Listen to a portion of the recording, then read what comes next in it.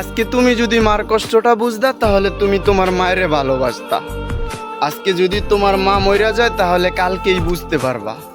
আজকে আমার মা নাই, আমি বুঝতাছি আমার দুনিয়াটা এখন অন্ধকার হয়ে গেছে।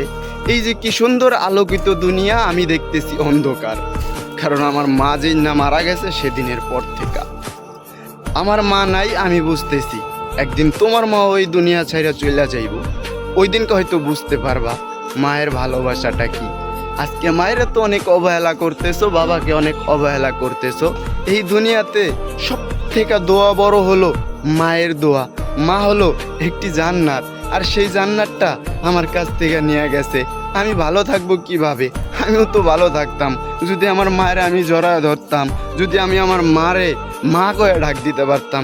আজকে তোমরা কি সুন্দর মায়েরে ডাক দাও, তবুও তোমরা ভালো নাই বলো। আমি কেমন আছি? আমার তো মা নাই।